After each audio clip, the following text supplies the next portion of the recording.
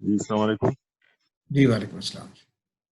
جی actually ایک ابھی لمبی بات ہوئی تھی ہمارے فرینڈس آف المورد گروپ پہ, تو میں سوچتا ہوں یہ موقع ہے اگر اس میں ساجد صاحب کی طرف سے بھی کوئی بات آ جائے. حضرت ماریہ کے ساتھ حضور صلی اللہ علیہ وسلم کے نکاح کے اوپر کوئی کیا ڈیٹیل ملتی ہے قرآن کے پوائنٹ آف ویو سے بھی اور ہسٹوریکل پوائنٹ آف ویو سے, یعنی حضور صلی اللہ علیہ وسلم نے تعلقات قائم کیے نکاح کے بعد یا نکاح کے بغیر بھی ان کے تعلقات رہے حضرت ماریہ سے؟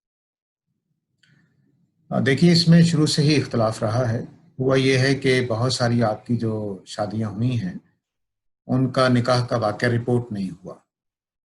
کچھ کا ہو گیا, مثلا سیدہ اسماء کا ہو گیا, ماریہ قبطیہ کا نہیں ہوا, رپورٹ نہیں ہوا. ایسا نہیں کہ آپ نے نکاح نہیں کیا وہ رپورٹ نہیں ہوتا, کیونکہ وہ بڑا کوئی فنکشن نہیں کیا گیا, تو اس لیے وہ رپورٹ نہیں ہوا. سادہ سے طریقے سے نکاح پڑھا دیا گیا, تو بس وہ کسی کی نظر میں نہیں آیا. تو تاریخی معاملات میں پہلے اصولی بات یہ جان لیں کہ بے شمار چیزیں ایسی ہیں جو نبی کریم صلی اللہ علیہ وسلم کی ہم تک نہیں پہنچی ہیں, اور اس کا مطلب یہ نہیں ہوتا کہ وہ واقعہ ہوا نہیں ہے. وہ واقعہ ہوا ہو سکتا ہے لیکن رپورٹ نہیں ہوا ہم تک. تو ماریہ قبطیہ کے بارے میں واضح طور پر ہمیں کوئی چیز رپورٹ نہیں ہوئی ہے.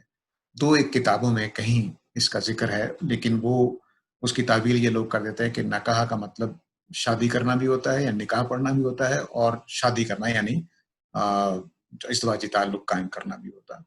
تو وہ اس لیے وہ اس طرح کی چیزیں ہو جاتی ہیں.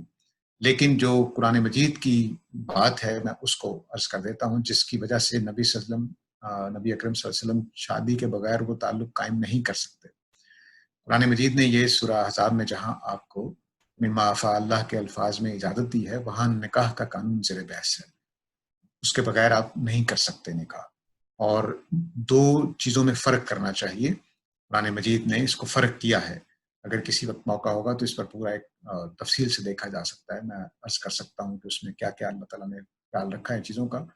قرآن مجید نے جو غلام ہیں ان کو الگ کیٹیگری میں ڈالا ہے, اور جو ملک یمین ہیں ان کو الگ کیٹیگری میں ڈالا ہے. دونوں کا فرق ہے.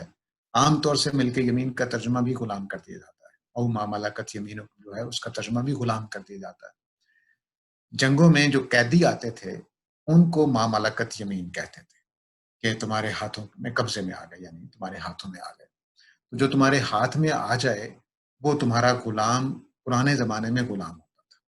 سورہ محمد کے بعد اور سورہ نور کی قانون مکاتبت کے بعد پرانے غلاموں کے خاتمے کا اعلان کر دیا, اور سورہ محمد میں جنگی قیدیوں کو قیدی کرنے کی تو اجازت تھی, لیکن غلام بنانے کی اجازت ختم کر دی.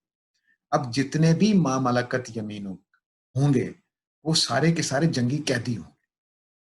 ان جنگی قیدیوں کے ساتھ زبردستی نکاح نہیں ہو سکتا.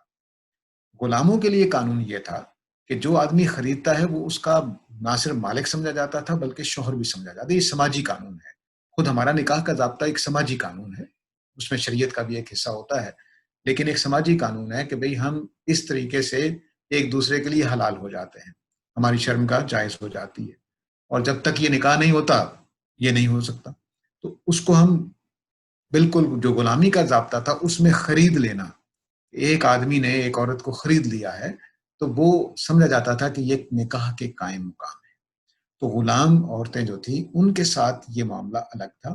لیکن ماریہ قبطیہ غلام کی حیثیت سے نہیں آئی, یہ مما افاء اللہ کی حیثیت سے آئی ہیں. اس لیے قرآن کے ضابطے کے مطابق ان سے نکاح کرنا لازم تھا. چنانچہ آپ نے نکاح ہی کیا ہوگا, لیکن واضح رپورٹس میں وہ ہم تک منتقل نہیں ہوا. بس اتنی سی بات. جی شکریہ.